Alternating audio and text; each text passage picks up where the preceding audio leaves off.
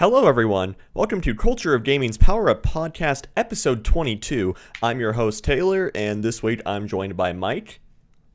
Hello. Aidan. Hi. And, of course, Anthony. How you doing? Great. How are you? Getting there, All as right. usual.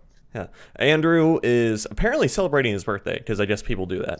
But, yeah. Anyway. Birthday. Yeah. Oh, why did you mention that sooner? I would have said happy birthday. Happy birthday to Andrew. Yeah. No, and so... No one celebrates Doesn't birthdays want to talk anymore. about video games on his birthday. Right. I don't know what's wrong with him. Anyway, so yeah, Mike and Aidan are both rejoining us. Aidan has been on the show a couple times now, or I think like 3 or 4 times by this point, and then Mike is returning for the second time. Yay for me. Yep. All right. Lots of random stuff to show off too, but we'll get to that later if we do. Yeah. So we of course have some lovely news topics and a giant rumor mill discussion based on some previous announcements made in the past week, so that we will all get to during the show. But something interesting was happening during the pre-show between Aidan and Mike, so I'll let them get back to their little debate they were having about EA. We don't need it. No. The only thing I said about EA was that I am not looking forward to whatever that they have next week. You know, I hope that they prove me wrong, of course, but unfortunately, EA as of late has left a really bad taste in my mouth. So honestly, the only thing I'm just expecting is just a whole lot of broken promises and EA Sports.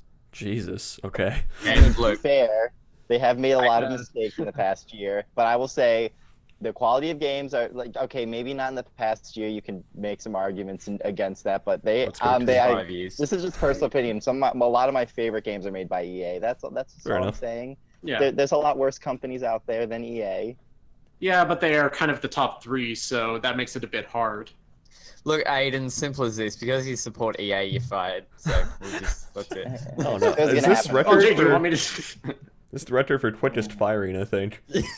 Like 2 minutes into the show. I mean, I will say that A Way Out, that was a good game. I haven't had the chance to try it out, but I did see a lot of good stuff about it. But unfortunately, the bad outweighs the good. And, you know, for many, Anthem is definitely going to be an uphill battle for sure. I imagine that it's going to be watched like hawks, basically, hawks and vultures circling around the EA Play booth just to go to see if they could be able to answer the question microtransactions or not. We'll probably do. I agree with that. It's a make or break game for like BioWare specifically, BioWare specifically, and EA in general. Yeah. I will agree there. Yeah, it's like I agree with that point wholeheartedly as well. You know, Anthem is the perfect model, or it's like is the perfect type of game for EA to do their preferred business model on. So if they resist doing that, then and people like it and the reception is good, then that's a really good step in the right direction for EA. But you know, we'll even get a better indicator before that, and that'll be Battlefield 5. So that's something to keep in mind too. I don't even trust them with it, to be honest. Okay. Like, I'm not holding my breath, but it's just I'm thinking that like a lot of my brain thinking that it's going to be a failure, but then there's a little bit in there thinking, gee, if this was good, then it'd be great. But we'll see. And then I really like Battlefield 1, so I'm hopeful for it. Oh, you see, it's like I play Battlefield 1 a little bit. I do have some fun with like a full squad of friends going around and messing around and whatnot in like a game of Conquest. But like, in terms of like holding my attention, it's like it never really did. And I just like I've been playing Battlefield 4 for the past 5 years now. And so if Battlefield 5 flops, I'll just play Battlefield 4 for another 2 years, and it's fine. Yeah, well, we can only hope that, what they showcase next week is definitely going to be worthwhile. It just really seems stupid that I've been reading the controversies, if we want to go to call it, for Battlefield 5, and I'm just trying to figure out why is it that out of everything that people are complaining about, that apparently the idea of the female soldier during World War II seems to be on the top of that list for whatever reason. Well, you see, so it's like the whole thing behind that is, and it's like, I'm not saying whether or not I agree or disagree with a particular side, I'm just outlining the argument here, and it's like, the issue isn't that she's a woman soldier. I mean, it's well documented in World War II history, French resistance and everything had women soldiers and combat roles and everything. The more idea is like, she seemed a little bit too like special, so to speak. And it's like, say what you will about like realism Battlefield. The word you're looking for is Mary Sue. Okay. I mean, maybe not quite, because like we don't know her backstory in the sense of like how much she's trained or whatever. But it's like it seems like she's a little bit neat looking, just for the sake to call attention to her type thing. Yeah. And that's one of the big like arguments against her. And another thing too is the whole prosthetic limb thing drew people over the edge because there's like no way she'd be able to realistically shoot the gun to any degree of accuracy or recoil control that she has in the trailer. And it's I'm gonna give the story the chance, of course, that I just feel like that for some of the people jumping the gun on like some of the things, like some things, like what you just said, some things are more reasonable to make an argument against than others. Yeah. That just kind of feels like that, for whatever reason, some people feel like that this is, Call of Duty basically doing something that makes absolutely no sense. Or I forgot what the game was a while back ago for Call of Duty. That there was like one that was just really hated. Infinity War? Infinite War. Yeah, Infinite Warfare. Infinite Warfare. And I kind of feel like that's the same group of people that dislike that one really badly on YouTube, but it's the same group that is looking at Battlefield 5 in the same light, I would imagine. Well, we're so quick to forget that, like, there was a similar controversy to Battlefield 1, where it's like, no matter how much DICE, harked on all the gameplay changes or the details and everything, no matter how much they... And granted, Battlefield 1 wasn't tainted by a really lackluster trailer. One of the biggest things that people went to were the race of the soldiers in World War One. That was the biggest thing that people went to.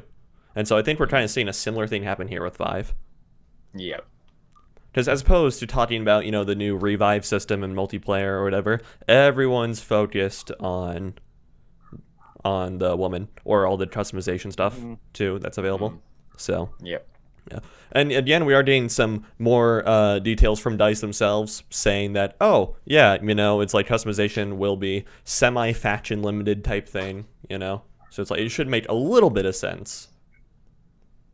Yeah. Well, again, I'm going to hope for the best for Battlefield 5. That's I kind of feel like that in a series of games where it always seems like Call of Duty seems to dictate everything.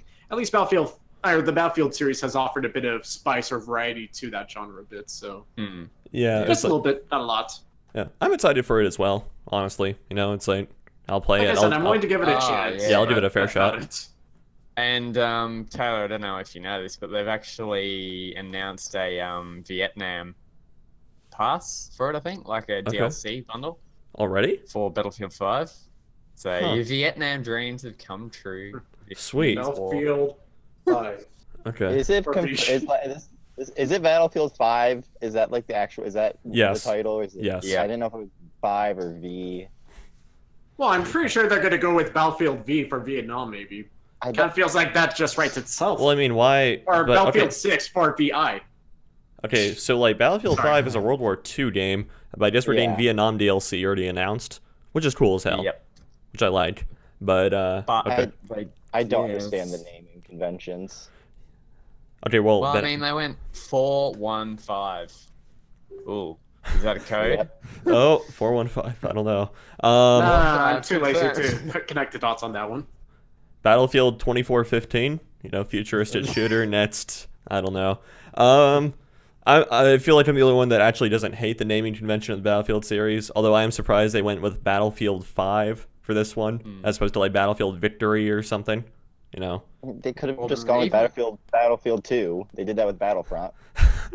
Well, it would have made sense because Battlefield 1, World War 1, Battlefield 2, World War 2. Yeah, but then it's like Battlefield 3, World War 3? Yeah, not quite. We don't look but it's like Call of Duty did it. Yeah, true. But like the trend that we had seen in Battlefield was that, like the primary named numbered entries in Battlefield were always like a sort of modern setting. 2, 3, and 4 were always modern. And then, you had the spin-offs. So you had like 1942, 1943, self-explanatory. You had 2143 or whatever, which was the semi-futuristic one. Then you had the Bad Company stuff, which is, again, speaks for itself. So, anyway. So, who's ready to start the show? Wait, we're started already? Yeah, so let's just go ahead and get right into the news topics past that little Battlefield 5 discussion. Our first thing is Pokemon Let's Go Eevee and Pikachu. I am super duper excited for this. I'm going to pick up I might pick up both. Probably didn't pick up the Pikachu one, and it's going to be a fun. Okay, you're going for the Eevee. Okay. I'm just glad that Eevee's getting the love that it finally deserves. Eevee is the best Pokemon. Okay. Anthony, Do you hate both creatures? What's going on there? Well, I mean, I don't really have experience with Pokemon. So Okay. before Thursday, let's Mhm. say, before Thursday, I had played like half a Pokemon game in my whole life. That was it. Okay. And then on Thursday, Joel, one of the guys who comes on the podcast quite a bit, Yeah. put me onto a. Technically, it's legal, so we're all good. And Put me onto a cracked. Well, it's not technically cracked, but it's like a PC version of Pokemon. oh, I know what you're talking about. Yeah. It's Pokemon. Yeah, they make Ignite.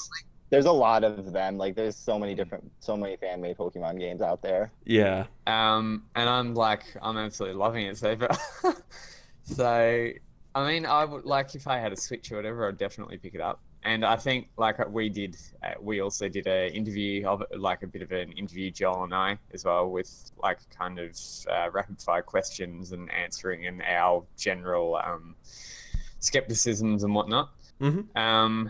And it looks to be like he's not that excited about it for some reason. Oh. But Okay. it looks to be quite an interesting concept as far as they're introducing customization. It's going to pair up with Pokemon Go.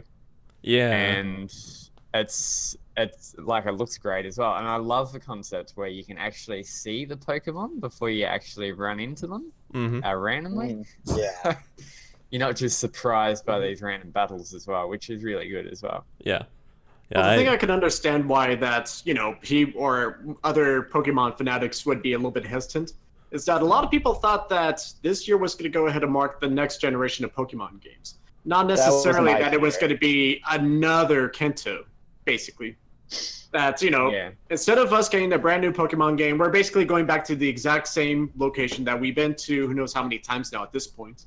And it's, it's going to be great that, you could be able to choose between Pikachu or Eevee, but essentially, though, a lot of people are rather hesitant on, it's kind of having to revisit the exact same place when we were under the impression Gen 8, here we come. Or is it Gen 8 right now? I have no idea. Gen 8's coming next year. Yeah, Gen 8, and those are the games that they are thought coming that was going to be this year, but it's going to be next year. So yeah, some people have already lost faith in year 2 already because of that. Jeez. Okay, that's okay. Personally, I'm excited for it. I was a huge fan. No, I'm excited for Pokemon fans too. It's just that for some people, they're really hell bent on that next generation of Pokemon game. Okay, it's I really liked Pokemon Go. I still occasionally play it. Okay, back I when it still was play it. back when it was in its prime and everything. And I guess a fair number of people still do play it. But back when it was in its prime, The good old this days. summer it just launched. Yeah, exactly. All of like 2 2 years years ago, ago. almost. Yeah. Wow. Anyway, it's like one of the best dates I ever went on was a Pokemon Go date. Seriously, me and this chick just walked around for like maybe a solid 5 hours doing job. Pokemon Go. So those were the best dates I've ever Pokemon been Go, on. it hooks you up with your future. Yeah, exactly. And that's what this game is made for. It's geared towards the people who played Pokemon Go and maybe not necessarily have played the main series games. It's kind of like a weird mixture of the Pokemon Go mechanics and the core Pokemon mechanics. So, and I'm really excited to see how to play this game. Yeah. This was, I don't want to, it might have, some people might have taken it as unexpected because if we think about the Nintendo's event at E3 last year, they, along with the Metroid Prime 4 announcement, which I'm so hoping we see, but that's for another time. Yeah, it's like fingers crossed. One of the other announcements was that they do have a mainline Pokemon game in development for the Switch. So I think a lot of people were expecting it to be this one, but that's not it. That's what the rumor was. Yeah. The rumor was that these were going to be the next generation of Pokemon games, the ones that were teased. Yeah. Which was why I personally was not on board with it before the announcement when all those leaks were coming out. It wasn't until the announcement where I really came around to it. Okay. You see, I wasn't expecting it because he did say, I remember the subtitle, it was like a mainline Pokemon game. So it's like Pokemon core game. Yeah, so it's like, it's like this isn't the Pokemon core game that, he was talking about. This is something else. I think it's because this one's more of a kind of a relaxed approach to the Pokemon formula. Yeah. So anyone can kind of jump in. Version. Yeah, exactly. Anyone. Yeah, again, it's basically Pokemon Go for your Switch, literally. which is fine with me, you know. And anyone can jump in and give with it a a crack. Pokeball controller. Yes, And that is the co-op. coolest thing, by the way. Yeah, that is the It's coolest not- thing, by the way. I'm gonna play that. I'm gonna use that so much in that game. Mm-hmm. I am hesitant though, because if it's not a Pokemon core game, why do they have a full price on it? Like it's 59 something, I believe. Because I to mean, pre-order it's at the like moment. it might To not be get a you excited. it might not be a Pokemon like core game, but like it's But still it's like still a a full full-size game. yeah, it's like a fully developed Yeah, okay. full-size game type It's thing. not, yeah, I suppose. It's like a not full-time, but- reimagining of like the Pokemon Yellow, which is like a full. It's still gonna be a full-length game. It's just not the next generation of Pokemon Yeah. games. Yeah. So let's go ahead. I'll just quickly Okay. interrupt for a second. Yeah. Has anyone played Pokemon Quest? Because that's the free one that also came out on the Switch. That's available for free. So if anyone has a Switch, then they can download it, I believe. Okay. I forgot who said was going to do it, but I know I wasn't. I like the idea, but no, I'm not going to play with Pokemon cubes. I Oh, haven't come on, played it. man. Like I played a bit That's of not it. my It was forte. fine. I'm gonna wait till fine. it's on It definitely seems like a mobile game. Yep. I think it's cool that it's on Switch, but it seems like a game that was like made for mobile. Mm. Yeah. So, all right, let's talk numbers here, right? A French news source, gaming news source, in an article that they published, I think I read this last night. They basically said that for what they've heard from retailers, it looks like this is going to be the most initial shipped Switch game ever, which means so each version of it Okay. is Yeah. so the Pikachu and Eevee version getting 300,000 copies shipped each at minimum in France. By How comparison, did they get that number so quickly? I'm sorry, go ahead. yeah, I mean, it's coming out in a few months, so yeah. By comparison, Mario Odyssey launched to 150,000 in France. wow. Stock units at first. So it's 300 each. of Yeah, each 300,000 each. Oh, wow. version? I'm not surprised. I mean, that is a huge number, but Pokemon is Nintendo's #1 franchise. Well, maybe Yeah. not #1, but is up there. And the Switch, like I think that combined with the huge success of the Switch, I think this game is going. I'm expecting this game to be huge, and like, Yeah. and the fact that they are courting the Pokemon Go market so much, and like it's the nostalgia factor. There's a lot of factors behind it. I think this game is going to have a very big launch. Yeah. Do we think Nintendo will run into an oversupply issue with this, or maybe someone else other than Aiden answer this one? But just because like you obviously just said, you think you can live up to the bid launch and everything, so it's like maybe anyone have a contrasting opinion to this one? Because I'm kind of a similar mind of Aiden. I think it honestly can. I mean, even if they ship too many copies initially, they'll probably end up selling them all anyway. So even if they like overstock for the initial pre-orders when it comes out, I don't reckon they'll run into a problem. I reckon it'll be fine because, as I said, even if they've got too many, people will still be coming in and buying them who haven't pre-ordered. Yeah. Mm. Okay, Mike, what do you think? Honestly, it's kind of hard to say because, Pokemon obviously has their audience worldwide, and it is one of the top franchises within Nintendo. Yeah. I don't know. I guess I would just be a little bit more cautious myself about it myself. Okay. That, I could say that it's obviously going to most likely meet the goal, but at the same time, it's like, do I feel like I'm 100% believe it's going to happen? And in that sense, it's like, because I don't know what the gaming market is in France, first off. But say if it was in here in the US, Yeah. I could see that a little bit easier maybe. But then again, I'm not too sure if people, again, are wanting to go ahead to just grab this game because it's the only Pokemon game available on the Switch at the moment until Gen 8 comes out. Yeah. Or if they're just going to go ahead and hold off on it because they see that this is just Pokemon Go, another version. But, Yeah. that's it. And, why go ahead and play it on the Switch when you have your mobile device to go ahead to be able to just throw them, basically. Yeah. Yeah. And full disclosure, if you see me looking down on my desk, I do have a tablet set up with some other stream settings and whatnot going. So, yeah, just information overload. I was gonna say Pokemon is one of those series that people buy systems for. I've noticed, So I think people are going to buy. There are going to be a big number of people who will buy Switches for this game who don't already own one as well. Yeah, that or Smash, honestly. Which is probably coming out like a month or two, or it has to be within a month or two of this game. So that's going to be a huge 1-2 punch for the Switch. I think that might be the case with a handheld system like a 3DS or whatever. But for I don't know, it's a bit of a hard one. I think it's kind of a mixture of games that's going to make people buy the console. Yeah. Whereas if it's kind of a 3DS or something like that, then they only really need one or so games to kind of buy it. If that makes sense. It probably doesn't. I'm not explaining it very well. Well, at the same time, though, we have to go ahead and remember that Switch Year 1, we got Zelda and Mario. That already covers the majority of bases for most Nintendo people. And then for anyone else who's hesitant, most likely we're going to hear that Smash is going to come out at around the same time as the Nintendo Online service because that makes too much sense. Well, I think it's a lot easier for, Pokemon to sell a $150 to $200 3DS versus a $300 Switch. Unless Nintendo brings the whole discounted Switch minus the docked thing to other markets outside Japan. It's I feel like... no. I feel like, but that's 3DS, that's marketed as a second Switch though. They've been marketed as like a complementary system. But I mean, and to go on that point, this is the first.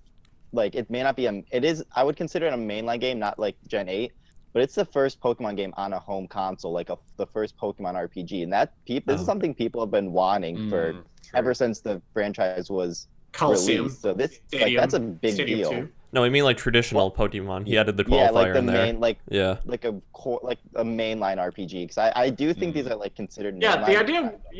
I'm sorry.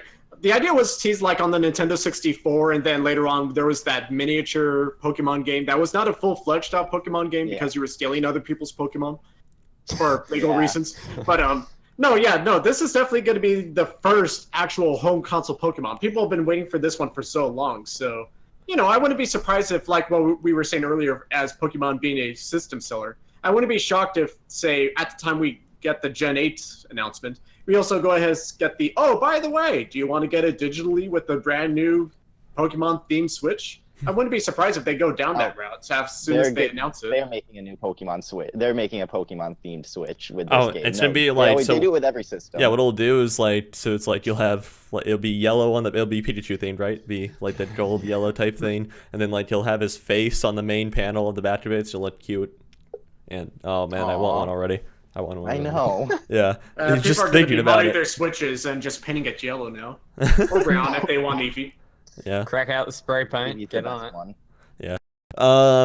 Everyone talks about Pokemon Colosseum, but no one talks about it's sort of pseudo sequel type thing. Gale of Darkness. That's what I was saying about the Pokemon miniature game where you had the guy with the fancy glove that steals other. Yeah, but that was Colosseum, right? That was called Colosseum. No, that was a pseudo sequel, like you said. No, I know. I'm just saying that was called Colosseum, though, right? Yeah. Okay. There were two games on the GameCube. There was Gale of Darkness. I think that's what. Yeah, that's what I'm referring to. It's Gale of Darkness. They're in this. It was on the tip of my tongue. They're in the same timeline type thing. Yeah. Yeah, that was fun. They're fine. They don't. I wouldn't consider them I wouldn't consider them in the same level as Red, Blue. No, definitely not. No. Of course not. I'm saying they're spin-offs kind of thing. Yeah. Yeah, it was a great spin-off, but it's not the main game that people have been waiting for who knows how long. Yeah. Right. All right. So Pokemon coming out. What is it? October or November? November. Okay. Hopefully, huge launch. Anticipating huge launch for it. So excited. All right. So, cross your fingers. Next topic of the day. Oh, this really physically ills me to even say this. Sonic is getting a live action movie adaptation. So excited! I just need to preface this entire discussion with the statement, Sonic was never good. I feel like that's talking about Sonic is a really tricky thing because as soon as you say one bad thing, the Sonic fans just come in droves. Oh, I don't care. It was never good. They come in with their OCs to go ahead and disagree with you in the most bizarre way possible. Not to say that everyone has their OC, but... I don't want to read your Sonic OC to debate you. I don't like Sonic the Hedgehog. I played the first one, and I was like 10 when I played it, and I remember even hating it back then. Well, I mean, I'll say right now that growing up, I was the Nintendo kid. I didn't get to play Sega. And, looking back on it, yeah, I honestly, I like the idea of Sonic games, but unfortunately, yeah, they never suit my fancy. And, especially nowadays, that you could say that Nintendo was playing for the long haul with Mario and his platforming, whereas Sonic doesn't exactly work with his 3D speed, if you will. Or at least more times than not, unfortunately. Yeah. Well, that was the thing. Crash Bandicoot was supposed to be the rival to Mario for the PlayStation and whatnot. Until Sony just keeps rotating out their mascots every other year. Crash Bandicoot. Not to say that's a bad thing. Ratchet and Clank.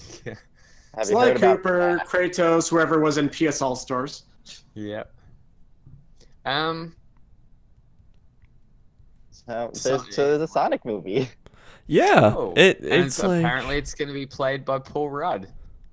No, actually, no. They cast someone else in it. the dude from Westworld. Yeah. Yeah, James Marsden. He's in Westworld, so I don't know why. I mean, who knows what happened there? But is that something I could walk off screen for a sec? What? So. Oh no, I didn't know if that's like something I could go ahead and just walk away in disgrace or whatever. Oh. Yeah, never mind. it's like... I need to do something really fast. I'll be right back. Okay. Alright, so, like...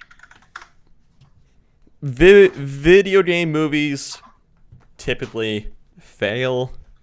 Okay, maybe not fail, but are typically lackluster. Not good. I feel like the closest that we've had to success was the Warcraft movie, which I still like. Yeah. Tomb Raider was fine, I thought. The new one? Yeah. I never saw that. Was that any good? It was fine. Like, I thought it was fine. Like, it wasn't bad. Okay. In spite of the torture that you could put one girl in through. Yeah, I mean, you want... Yeah. Hey, G-Man Films That's in the none of my chat. business. G-Man Films in the chat. You can go ahead and cross off like the second half of that statement. Sonic will never be good. It doesn't need the qualifier of in a live action setting. That looks so bad. I tell you what, I'll just put a screenshot in. I hope that's not what it looks like. It looks like a plastic one of those bobbleheads that you get. I mean, it's like, yeah, I can imagine, because it'd be hard to convey like a real texture of a hedgehog on a character that's bipedal in a movie. Oh, they're so. I mean, this is live action, right? Yeah, so it's like Sonic is either gonna be I'm like. sure they're gonna try to make him look somewhat realistic. It's gonna be like CG stretches. That does not look realistic. Unless they've done like insane budget for it. So yeah, so we're in a weird. They're making a lot of live action CG video game movies. We got Detective I don't Pikachu think starring Ryan Reynolds. Yeah. I don't think that's. Well, it's Ryan Reynolds. It already has a victory by itself, just like that. Really quick, Anthony. I don't think the link you dropped. I don't think that's relevant to the movie. It's. I think it's 2013. Like one of those screenshots that they've got. I think. Okay, Maybe. let me see this. Yeah. I don't know. I just looked at it, but it's like. Yeah, I feel like this movie's too far. It's too far away for them to even have a concept of him yet. Oh God. That's what I mean. You have just seen the face of hopelessness. Well, based on the link, that was door. in 2013. Based on Wait, what? It's like based on the link. It's like that looks like that was posted in 2013. There's another one here, but Okay. That's just they've got multiple ones in different poses and different like scenery behind, so it seems to be that they've already started making it. Okay, before They've even got yeah, go ahead. Oh wow, they've even got it's all good. Okay. It's all good. Before I throw up, let's talk about Detective Pikachu, as you guys were bringing up. Yeah, Ryan Reynolds voices Deadpool. And actor of Deadpool, of course. I saw Deadpool 2 last weekend also. It's pretty good. I liked it. Yeah, It was good. It was good. I don't know how he's gonna be as Pikachu, but I like him. A lot of people are still salty that there's no Danny DeVito, either in the game or the movie. Oh God, that meme. I can't decide if I like or hate that meme, honestly. It's like I'm so to hate the meme is to hate Danny DeVito. That's why I'm not gonna say. It's like I'm so iffy on It's Always Sunny in Philadelphia anyway. But really? like, huh? Oh, really? I really like the show. Okay, like some of the episodes do it for me, others not so much. Like, yeah, apparently it doesn't for a good majority of people if they want to see that happen. yeah. Anyway, so let's shift this back into gaming a little bit. Sonic's getting a movie. Yeah. Deadpool 2 is good. Detective Pikachu is going to be interesting. Anyway, so The Mario movie, whatever. Yeah. Mario is probably gonna be. I'm pulling for the Mario movie. I think after what happened, we all know what happened with the Mario movie. I don't think Nintendo ever wants to revisit that. We do not talk about that, okay? Okay, Well, actually, animated, so that's a step up. Okay, actually, I know that I just like wanted to shift this here, but I want to go back instantly because this popped in my head. Around 2011-ish, maybe a couple years beforehand, does anyone remember that like Zelda live-action trailer? You mean the one that a lot of people got pissed off at IGN even more than usual? Yes, exactly the one I'm talking about. Oh God, it's like that was so. It's like that was so well made in 2011. It's like I think the Zelda movie would do great now. Remember when they were rumored to make a that whole Zelda Netflix show was like a rumor? Yeah, I think. I'm like disappointed that wasn't real. Yeah. Remember, kids, support the Mario movie. Maybe Legend of Zelda could actually. Yeah, Nintendo just needs to see a giant bump in sales of the old Mario movie. So go to there's no way the Mario movie's not going to be a hit. Local like Target or Walmart discount like $1 DVD box, and go get yourself the Mario movie. Okay. Yeah. It's kind of like I kind of love that movie because of how much how nonsense and trash it is. Okay, now you're definitely fired. Oh God. I like it in like the bad how you like bad movies because you can't believe this thing was actually made. Yeah, I get that. It's a miracle it actually like is somewhat coherent. A miracle, he says. All right. So moving on for real this time, I think. So we talked about. Move on, please. Yes. Yeah, we should. Yeah, I talked about Stalker 2 a couple weeks ago on the podcast and how the site got put up for it and has the tentative date of 2021 on it. So we got a couple sentences more of details regarding the 3-year early announcement and where Stalker 2 is in terms of development. And so what we do know is that the company decided to pull the trigger early on an announcement to generate a bunch of early hype for the game, which, well, in the Stalker community, there is a ton of hype about it. And so mission accomplished there. And 2, Stalker 2 is only in design document phase. Which that means is not far at all. No, which means in the next 3 years, they need to build all the assets, all the environments and whatnot, craft the semi-open world for Stalker, etc., etc. Voice act, animate, yeah. Wait, did they get it? Did they target a year for this? Yeah, 2021. 2021. Yeah. Okay, so they kind of did like what they did with Shenmue 3 when they just said, "Oh, we're gonna make this game," and then Yeah. without anything to show of it, like would literally just announce they're making the game right then and there. Mm-hmm. Yeah, pretty much. Just like most things on the Sony conferences. What? No, just like most games that got announced on the Sony conference, like Shenmue 3, the Final Fantasy VII Remake, Kingdom Hearts 3, that you see the announcement, but you don't see much progress of it for the next year or so. Yeah. Well, the thing is with Shenmue 3 was like it literally wasn't even anything they've worked on. It was just like a logo. That's the only thing they made was a logo, which seems similar to this whole thing. It's like now we're gonna start making the game now that we're telling you about it. Mm-hmm. It's probably I don't think that's the greatest way to go about things, but no. I'm also not If in it works business. for them, all the more power to them. But doesn't leave a vote of confidence for the majority that may or may not know the series. Yeah. I mean, This little sentence has actually drummed up fears already that this game is going to be incredibly rushed. It's like people are already concerned about that. I know. I mean, you would think that they would actually have something to show people rather than just this is where we are. We've only got 3 years to do it. Mm-hmm. Support a Kickstarter. Yeah, exactly. There's It's Leslie just- no Kickstarter. Yeah. Yeah. And the thing with like announcing a game like before you even made it, it's inevitably the hype is gonna fall off of like Exactly. just gonna fall off because you have nothing to show of it. Right. And so how can Thank you you. create hype if you don't show anything about it? Yeah.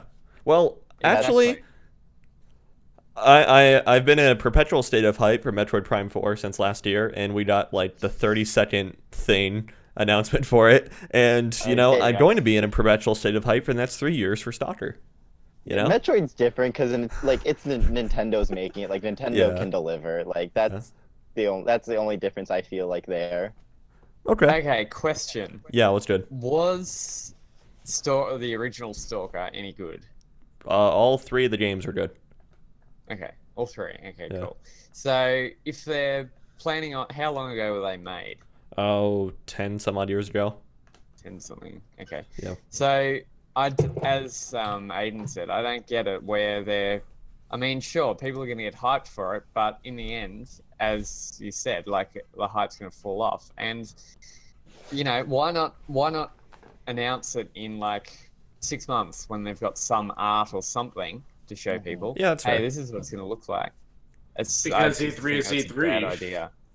But they probably won't even show anything. Yeah, at it's like they E3. don't have anything to They show don't at have E3. anything to show. Yeah. Is this Yeah. game like is this associated with any publisher or anything yet, or is it just the developers right now saying they're making it? It's just the developers right now saying that they're making it. Okay, So so, it's they don't even have like a publisher. Okay, No, I don't know. they'll I probably don't really know much they can about this. self-publish it though. That's the thing. Yeah. Yeah, Okay. Well, if needed. yeah, well, that's kind of the gamble now because, you know, like I just said casually, 3 is E3, but, you know, at the same time, though, is it better to go ahead to say that, oh, hey, we are making a game right at E3 but have nothing to show for it, or do you go ahead and wait a little bit and just keep it in the silence? Because now that you put it out in the open, that may be raising up expectations a bit too soon. You see, yeah. I think given Stalker's specific circumstance, so it's like the company that put it out, and their name completely escapes me right now. The company that put it out, it's like after the 3rd game, it's like there was largely anticipated to be the 4th type thing, you know? And so it's like there's that, and then also, but then, you know, some stuff with the Russian government happened, and then it's like that game got canceled, and then it looked like some remnants of the studio were going to take up the development of the next game, but then, you know, some I'm really trying to find the term to describe it that's PG, Other but I stuff. can't. Yeah, but then some more stuff happened with the Russian government, so, you know, that studio got shut down, all of its assets seized, etc., etc. Then it looked like, well, we're never getting another Stalker game again, and then all of a sudden, oh my god, we're getting another Stalker game. But it's not like they can use assets from the rumored 4th one because it's too No, old they now. can't. Yeah, no, they can't. And I mean, it's like everybody, like Pokemon's done a pre E3 reveal. Mhm. Battlefield's done it. Call of Duty's done it. A couple of Fallout's done it. Yeah. So why can't Stalker do it? Why not wait till after E3 and then build up a massive, you know, like Yeah. what Fallout kind of did. There'll Yeah. probably be It more is- people watching it than what Fallout had.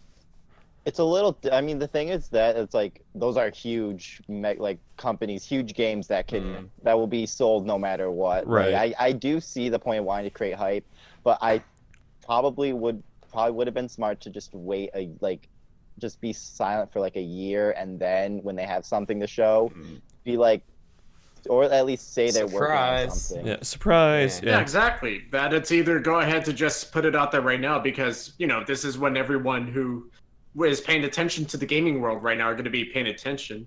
Or Yeah. otherwise, it would have been better to have held it off in case if it seems like that you don't have anything else to show for it outside of just a simple announcement saying, okay, here it comes. Yeah.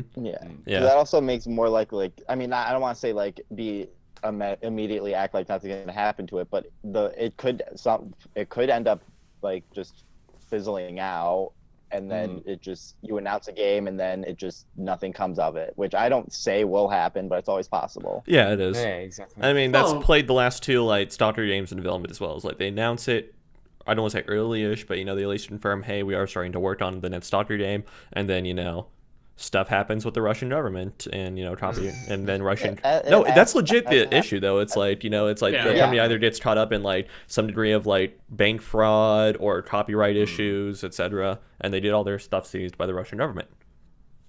So, yeah. It's worrying. Yeah. Mm-hmm. But just to go off topic just really fast, because, what we were saying about building up hype early and then, just letting it fizzle out some. Yeah. That's, technically speaking, a lot of people are also expecting, like what I said earlier about Final Fantasy VII, the remake, that a lot of people are expecting to go ahead and see something this year, because it feels like it's been too long since we've last seen something, and everyone's expecting that this is kind of like the year that something has to be shown. Yeah. And then, who knows, like, what's going to happen if they don't show it again. And given the circumstances, maybe, like, whatever Stalker may have, because, Final Fantasy VII's something completely different, of course, in its own setting. But, the last thing you want to do is announce something and then, just keep waiting and waiting and waiting to see, okay, well, it's going to happen eventually. It's going to happen eventually. We're going to get our Kingdom Hearts 3 soon. Never happens. Yeah, no, I agree. They Those might things even were delay it as well. So. Yeah, those things were made just to say, like, we had it and, like, it exists. Mm-hmm. But I mean, I think I am going also off topic. I think we are gonna see something from Final Fantasy at this E3, because Kingdom Hearts 3 is wrapping up. It's gonna be released. It's pretty much they keep saying it's gonna be released this year. We're gonna find that. So I think that game's gonna come out again. That probably was. I mean, I feel like it's a little different because they kind of changed all the they scrapped that entire game pretty much after they announced it. So there's no, like, obviously it's gonna fall off the face of the earth for a bit, but I definitely there is the whole thing, like, you show something really early and then video game development, it's a lot of things happen. Yep. Like that can, like, derail everything, and then it just kind of goes silent for a bit. Yeah, and it's like another thing too is what is it? It's like, we'll see Final Fantasy VII at the remake or whatever. Probably a glimpse of it at the Sony press conference. I don't expect them to spend a lot of time on it. Or the Square Enix conference. Does Square Enix have their own conference this year? Yeah, they're having like Square Enix is getting their own conference this year, so okay, we'll see it there then. It's because of that they have a conference now that they have a conference, they're most likely we'll see it there for sure. And it's like, well, otherwise, the Sony conference for sure too. But I bet more that Square would want to see. Yeah. Okay. Yeah, but I wouldn't say both. I would say it's Square conference. But Square conference can tease into it, like how EA teased Anthem and then showcased it in the Microsoft conference as the biggest game before they closed out. Yeah, or that could work too. I mean, I definitely think Kingdom Hearts is going to be at both that, and also a game that's been in development for a while. Yeah. And it's like, but either way, point that I was trying to make still trying to stand. It's like, we're going to see Final Fantasy VII remake for, what is it, like the 5th or 6th year in a row at E3 now? It's like, guys, come on. It's get your act together. Yeah, it's really, for the sake of the fans, count to 3. 1, 2, 3.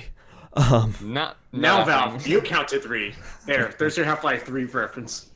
Oh, okay. All right, so moving on from development hell. So PUBG Corp, of course, the makers of PUBG, is suing Epic. Is suing Epic Games, the makers of, franchises like Gears of War and, well, the game everyone knows them for now, Fortnite. So this, I'm surprised a lawyer took them up with the lawsuit and chose to represent them, to be quite honest. They must have offered him quite a sum of money, because PUBG is suing Epic under the idea that they copied the idea of Battle Royale. Okay. Yeah. So that's the entire foundation for the lawsuit. They're going to have to sue a lot of studios. Yeah.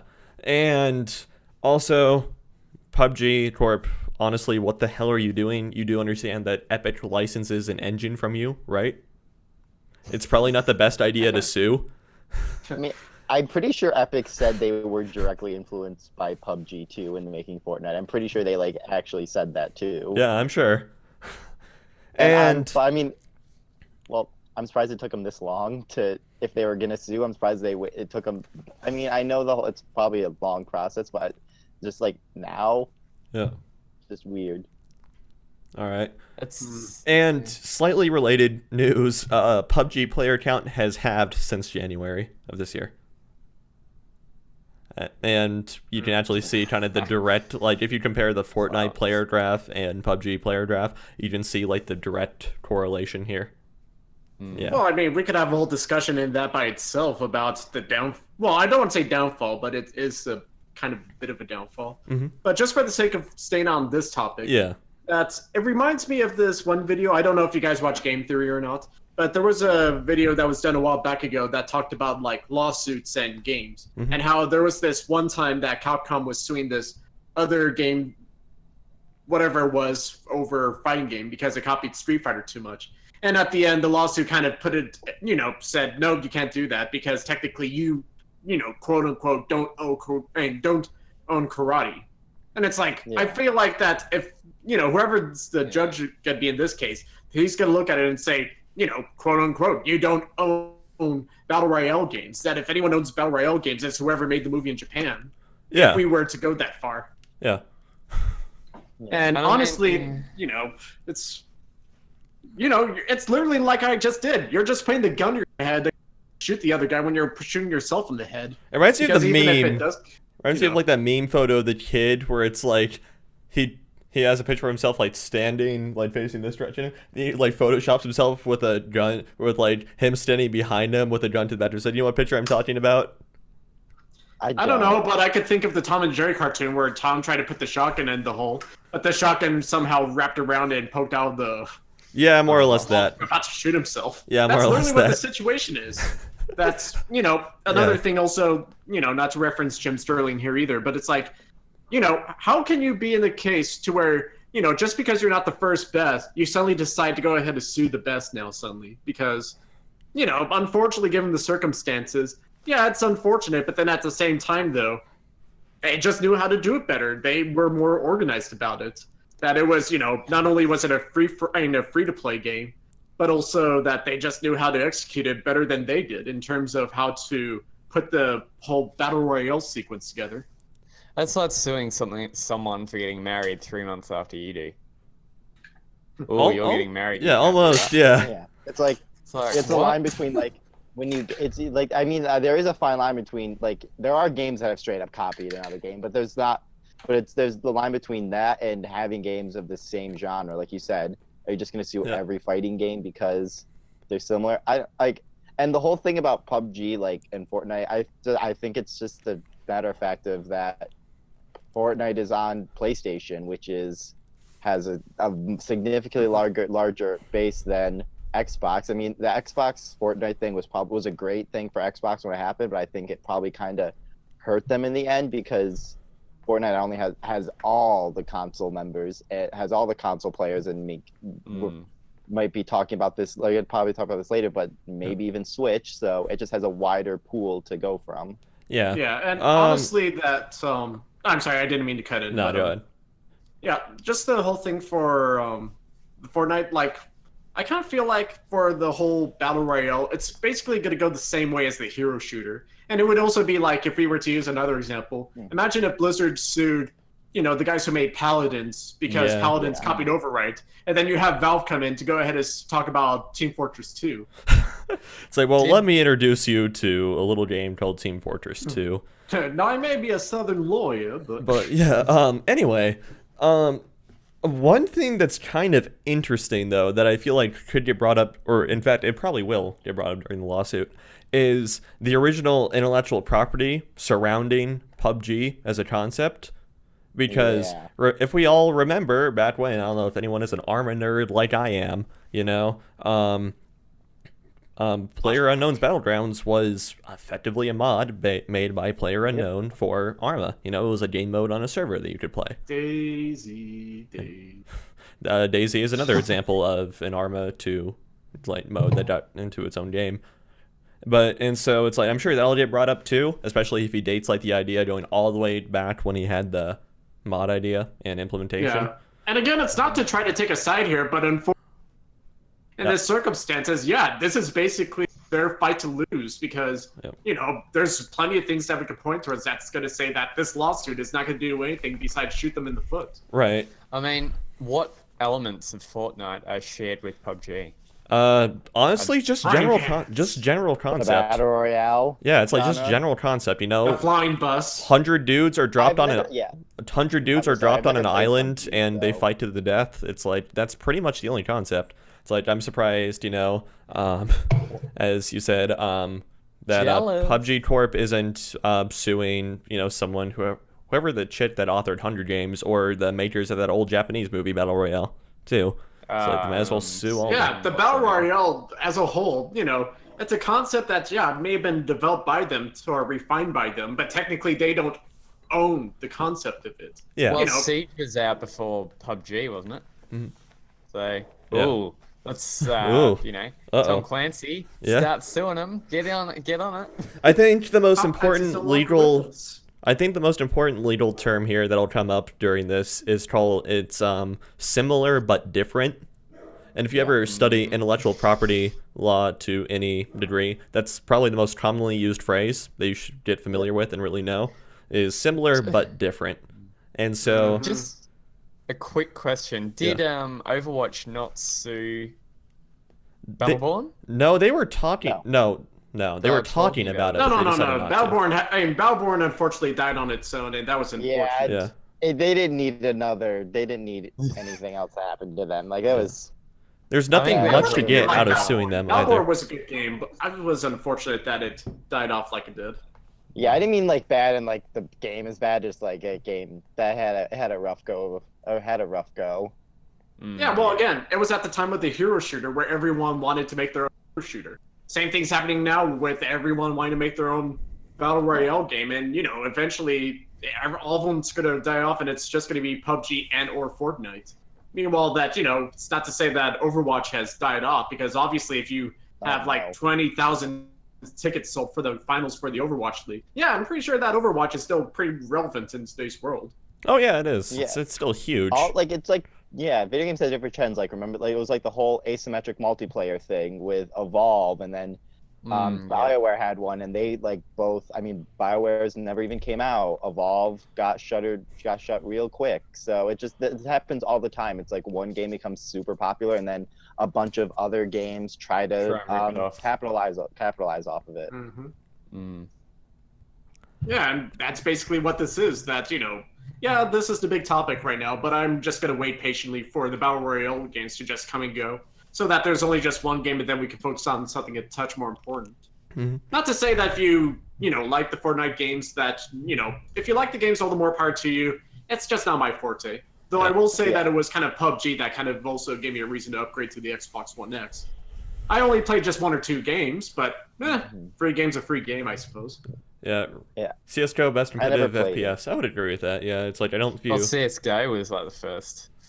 I don't say first, but I never played PUBG. I played Fortnite a lot, but I actually don't think Battle Royale is gonna go away that quickly, because Call of Duty, the biggest game, is going to have a Battle Royale mode. So I mean, it'll be interesting to see how that Call of Duty, changes the genre. Red Dead Redemption. Battlefield 5 was thinking about it.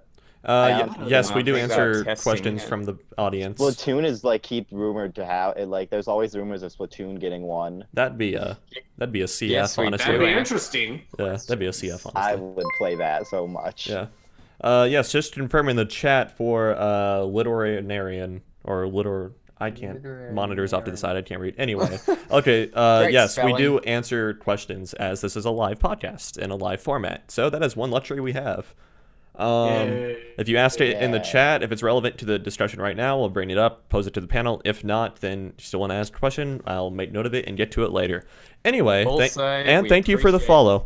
Thank you for the follow. Exactly. Yeah. Thanks for watching. I definitely see where PUBG is feeling right now, how it's they have a large amount of success with PUBG, and then all of a sudden Fortnite hits or whatever, and then a lot of they feel kind of siphoned away from people playing Fortnite and whatnot. So I definitely see how they're feeling. That's the name of the game. Yeah, it's where they're coming from, etc. But free market competition is a thing. If someone puts out a better product, people are going to go towards that better product. And it's not necessarily that I think that Fortnite is a better product, because honestly, it's the whole massive trend of Battle Royale back when they were both at their peaks, and granted Fortnite may or may not have peaked.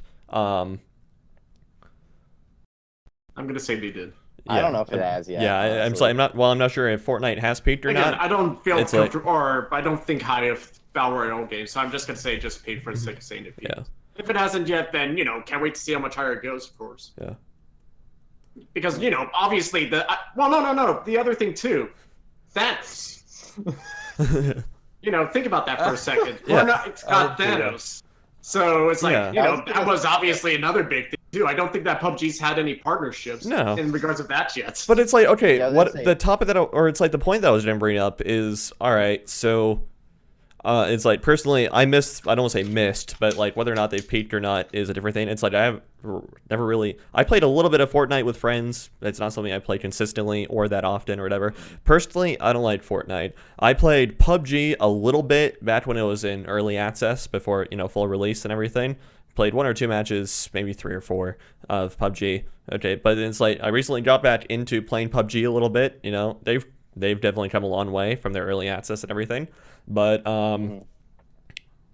yeah, it's like I enjoy PUBG more, and it's like, and I think it's not in it, and it's like Fortnite. What Fortnite has going for it is a much more approachable game in almost all aspects, in terms of concepts and game mechanics, in terms of, and it's free as well. Yeah, it's free in terms of cost of entry. It doesn't graphics too. It's a lot more cartoony, which makes it more accessible. Yeah, exactly. They're more clean to operate too. Yeah, so it's like there's honestly no question in my mind as to why Fortnite got a bit more popular than PUBG. Yeah. So quickly. And then we mentioned it's like Fortnite has massive mainstream success. We see that with Drake and some Fortnite streamer playing, and what's the name, like Ninja or whatever, right? Ninja. Yeah, Okay. Ninja. But I came to the realization the other day is like how similar the movement in Fortnite is to Halo in terms of like jumping and shooting and everything. Yeah. And that's why Ninja is so good at it, because he used to be a Halo pro. Yeah. Anyway. I thought about this. Yeah. Anyway, so that's like another topic. Anyway. Yeah, we could make tons of topics with Fortnite, but for the sake of time, though, yeah. I don't really know enough about Fortnite, like the intricacies of the gameplay, to say, or to like have a few hours. The only thing I tell you about Fortnite is what it was originally before it went Battle Royale. I know that was like the co-op zombie thing. Does anybody remember E3 2011 or 12, the very first Fortnite reveal that we ever got? No. Okay. I missed that time. Completely different game. Completely different game in terms of both the co-op mode and Battle Royale. Anyway, so Aidan, you got a question in the chat. How come you look like you're the most uncomfortable seat out of all 4 participants in the podcast? I am on my bed, so I'm sorry. If anything else, I keep moving. I'm sorry. If I'm creating visual distractions, my bed is uncomfortable. I thought I would have been the most uncomfortable. I'm the one on the couch right now. Yeah, and you got like some scissor hands going there. I just like to show off random stuff that I have. All right.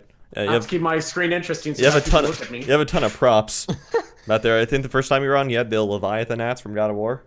Yep, still have it with me. Nice. Gonna show off other things too as we go along, because since it's E3, I thought I would have all my miscellaneous toys with me. Yeah. All right.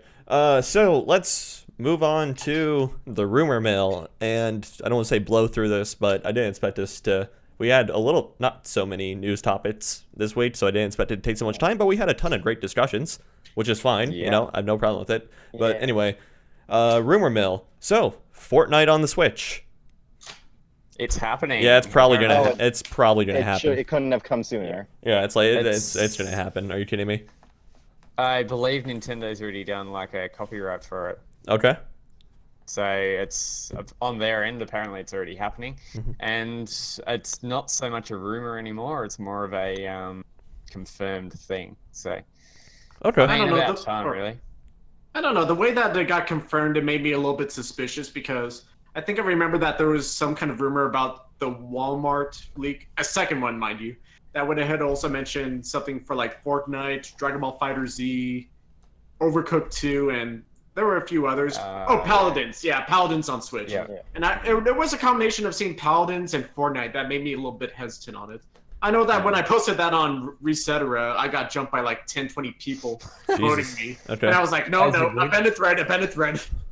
But no, it's like, if it happens, I could see it working. I just didn't see it happening because, obviously the portability of the Switch would make it a bit complicated to play it on the go. Unless it connect to Wi-Fi. But then more specific, that it was just like the combination of just seeing all those titles together. And it was like, You know, I remember a while back ago seeing a leak that was for the Xbox One that was saying that League of Legends was coming, and that kind of made me put it in the same aspect of, yeah, this seems too good to be true.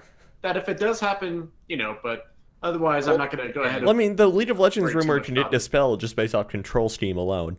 Like, yeah. And also, another quick thing is Fortnite's already on mobile. So I don't really see why they couldn't really take it across to the Switch.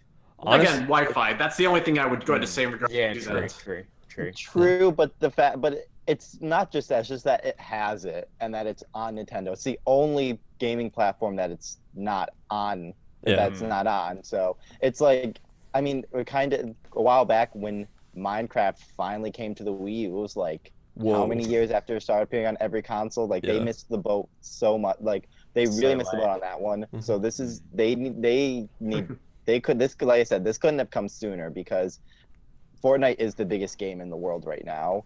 So, I'm still waiting for a Resident Evil 4 to get confirmed for the Switch. That's gonna happen. Never gonna happen. And I mean, also really, they're porting that they'll never miss an opportunity to port that game. Okay. The Switch is also porting a heap of other stuff, so I mean, as you said, Mike, it's the whole Wi-Fi thing, but I don't really see why they wouldn't do it. Well, no, if they do it, then, you know, that's more money in their pocket, of course, and there's nothing wrong with that. Yeah, exactly. Like I said, it was just the way it was presented through the leak. Yeah. That just made me hesitant. But if it does happen, though, I'm not going to complain. I'm not going to play it, but I'm not going to complain. With the, also, another quick thing as well, sorry to interrupt, Taylor. No, that's good. With the supposed new Switch that they're going to be doing, less the port thing, whatever. Minus the dock? Yeah, less the dock. They might also have a Wi-Fi chip in it, which might make it a little bit interesting for on-the-go stuff. What do you mean a Wi-Fi chip? Like a SIM card. Oh, like a data uplink? Okay. Yeah. All right. And I will say, like, we'll probably have crossplay too with on the Switch, which so means you can play with Xbox, PC, mobile, not PlayStation. But so that'll be a pretty big deal too, because we've seen it already happen with Rocket League and Minecraft. So I like, they're going to continue that for as much as they're able to. Yeah, this is just a no-brainer for me. Yeah. All right. So very viable rumor. I like it. I rate it lightly. Okay. Fallout 76. So, all right. It's not that the game itself is a rumor, but a lot of details surrounding the game are rumors / semi-confirmed or, you know, maybe semi-believable type thing. So this week, Bethesda tweeted out, "Please stand by." A little like 5-second video. Made people wait a very long time. Made people wait 24 hours watching a little Vault Boy dab or like sock puppet dab. And it's like, I want it. And yeah, he just kind of laid there as Mike is doing for like... With a rug on him or something. Yeah, for like 24 hours. And then came up, we got, I think the teaser was like a minute or so, if that, maybe 30 seconds. It's like a minute or so. West Virginia. Yeah, and so we were greeted to Fallout 76. From what we know, based on the name, setting, everything, it surrounds Vault 76, which in the Fallout universe is labeled as one of the 23 control experiment vaults, which means there was no like crazy experiment going on in the vault, like Vault 69 that had like 999 females and 1 male. So, no, seriously, that's a thing. That's a thing. He died within a year. Anyway, yeah. Where's this news, new boys? Let's move on. Yeah. Anyway, so this whole thing centers around you're kind of the first pioneers back into the wasteland to leave the vault, and so takes place 26 years after the war. I believe. Yeah, it's like 25, it's 26 the years. Earliest Fallout game. Yeah. And so there are a ton of rumors speculating everything. There's this author from Kotaku, and who I guess has a really good track record, even though Bethesda blacklisted him, of like good times of having insider info on Bethesda stuff. One of the most so it's gonna have same engine as Fallout 4. That's no surprise there. Okay, Bethesda is like on their lazy asses getting a new engine. Okay, and it's like that's also why we're getting it so soon. Just keep in mind, Fallout 4 was only 2015, so it's like 3 years, do new engine, do assets. That's a little bit. Yeah. Still waiting for the VR. Yeah, they're probably doing Yeah, so yeah, it's going to be a lot of reused assets from Fallout 4. That's for sure. The most interesting aspect that I think to come out of what this guy is saying is that it's going to have online elements to it, and it won't be MMO style, but he mentioned it as being some degree of co-op. Some degree of co-op, yeah. Didn't the article say something about online survival or something? Yeah, it's going to be an survival RPG like Rust and DayZ. Well, you see, I've heard like a few conflicting things though, from I don't want to say the same source, but like other reputable sources also besides this guy, where it's like I forget whether or not this specific Kotaku gentleman is saying it'll be like an online survival a la Rust or Ark or whatever, or if he's saying it'll not be like those, but it'll have like online elements to it. So yeah. But either way, those two different rumors, both from very credible sources, are floating around. So I remember I'm pulling up the article right now. I just wanted because I remember reading something about like the development and like.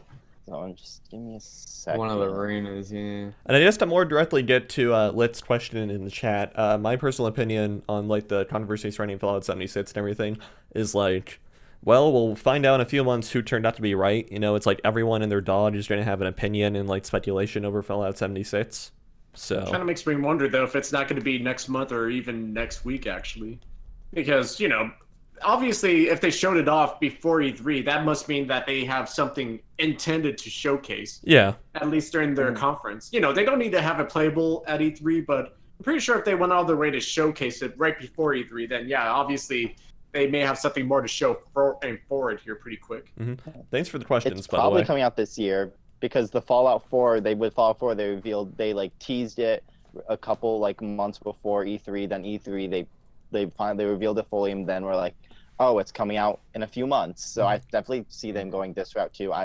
This is a game it's probably coming out this year, and we already know with Rage 2 that got announced. So they already are Bethesda's already lining up to have a pretty big lineup. A better E3 than last year.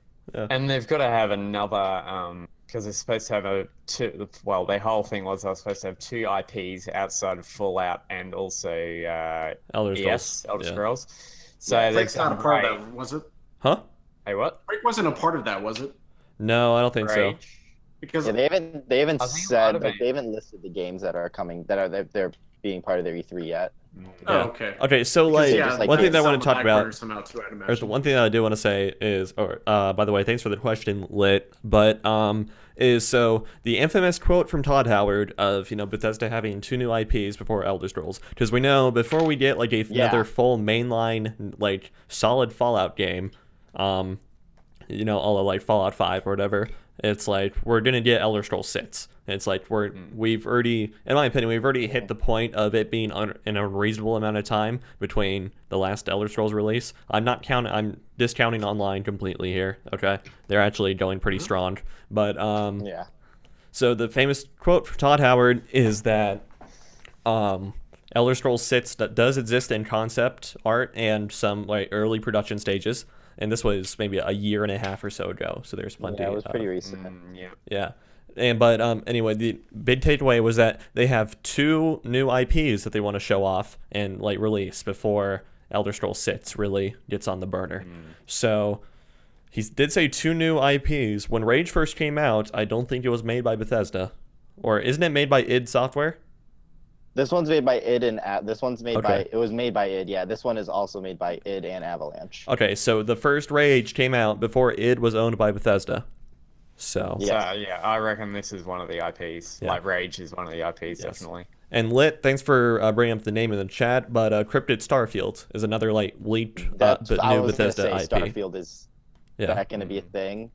Yeah. I don't think Rage 2 is included on that because I'm assuming he was talking about Bethesda Game Studios like specifically. Maybe, yeah. Because you'd think you'd think id wouldn't be impacting the development of Elder Scrolls 6, It's like, or it's like, yeah. Yeah. If that's the case, though, then the next Elder Scrolls is like, if they've still got 2 other IPs to work on before they actually announce another Elder Scrolls, then that's like 4 or 5 years away. Yeah. And another ES game. Yeah, and so it's same like with Fallout 5. Yeah, and it's like unless there's already been pretty big gaps between Fallout 3 and Fallout 4, and then but like you had New Vegas in between, right? Yeah, Oblivion but like you had New was Vegas in between, which was a solid game. You had all the DLC come out for 3, all the DLC come out for Vegas, and then it's like from New Vegas onward, it's like by the time New Vegas got its last substantial DLC, it wasn't that long of a distance between that and Fallout 4, especially considering you got Skyrim in between. They're gonna they're not gonna just let it sit dormant. The brand, they're gonna keep it going. Yeah. Well, that's what ESO is for. Elder Scrolls Online. So maybe I don't know. It's just I want Elder Scrolls 6. So do I. We'll figure it out. Eventually. Yeah, it'll happen. Yeah, we'll figure it out at the Bethesda E3. Later. We'll see what Bethesda showcases. I highly doubt they'll showcase Elder Scrolls 6 to any degree. If they do, that's going to be insane. But we'll see what Bethesda showcases, and if I can check off on the list 2 new IPs, then I'd probably get you a rough estimation date as to when ES6 will be coming out. I mean, who knows? Like, one of these could, in theory, come out this year. Yeah. I mean, seems pretty unrealistic, but... I thought Rage 2 was going to come out this year, wasn't it? Yeah, Rage 2 and Fallout 76 will both come out this year, it looks like. I mean, but Bethesda's done that before. They've released, like, a lot of games in a short time period. Like, they got, like... Last year alone, you had Wolfenstein 2 and Evil Within 2, and then what was the I can't remember what other game they released last year, but they've done that. They've released other games. They released a lot of games in like a short time span. So I could see it happening. Granted, this wasn't another full game release. Didn't like Skyrim Special Edition come out the same year as Fallout 4? Or no, I think it was just a year after. A year after. Yeah, okay, never mind. No, Fallout 4 came out after Skyrim. No, but I don't recall after Skyrim Special Edition, though. Yeah, for the Special Edition, I thought that it came out after, I think. I'm not too sure, though. I'm pretty sure it was after, because they said they used Skyrim to test the Fallout engine. Yeah, and then I'm pretty sure it was after Fallout was released that it got it came out in 2016. Okay. On PS4 and Xbox. Yeah. All right. Cool. So now, tons of stuff, going from around Fallout 76. We'll see what turns out to be true, what doesn't turn out to be true. Due time. I just hope that's not Battle Royale.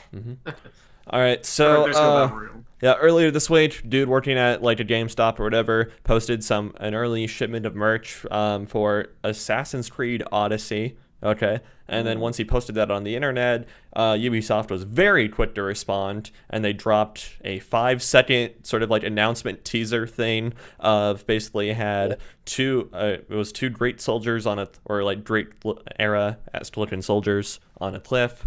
And one of them kicked the other off, a la This Is Sparta style.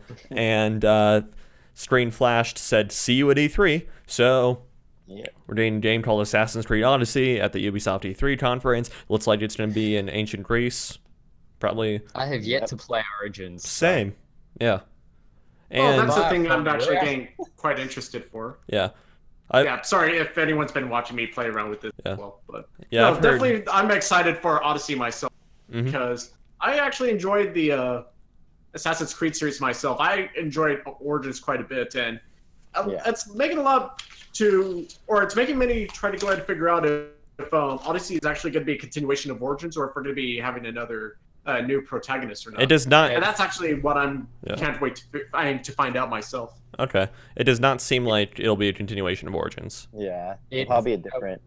I'm guessing that's probably a different protagonist, but some people think that, because of the way that, you had the Egyptian gods and that kind of interaction, so to speak, between like those who were from Greece who migrated over to Egypt, that some people think that, now we're going to go ahead and go over to Greece now with the same cast, or see this kind of interaction. Yeah.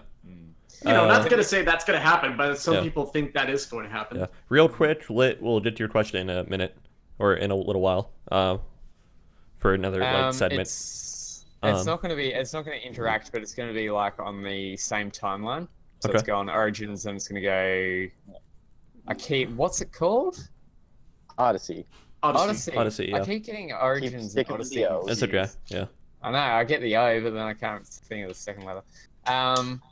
They're not gonna interact, but it's gonna be on the same timeline kind of thing. So Okay. Yeah, I've they heard. might be related bloodline-wise though.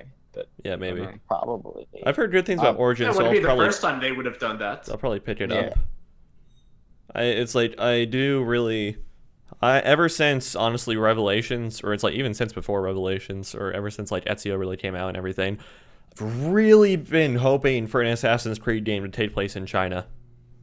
We know canonically at some point Ezio actually did go to China and train a regiment of assassins there. So that'd be really cool to see. But yeah, Well, technically there was an Assassin's Creed in They China. had this. Yeah, they had the side-scrolling one, but I mean like a real game.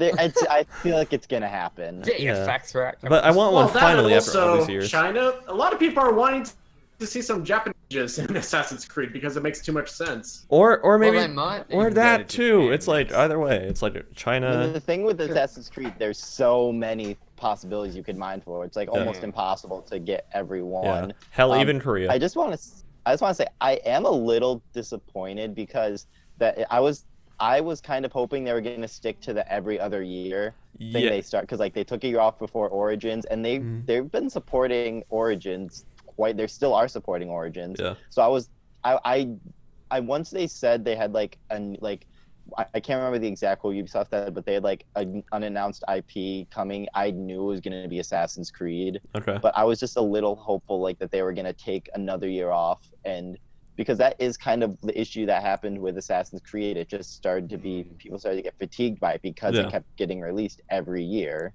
Yeah, So, I'm definitely with you on that. Is that it's like, although there is no guarantee it'll come out this year though.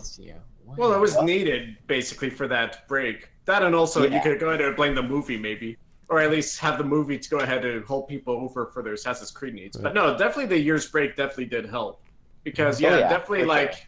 If we go look at Unity, that's the best example of there being the fatigue right there, if anything else. Yeah, Because of just like a lot of people just got burnt by that game badly. Yeah.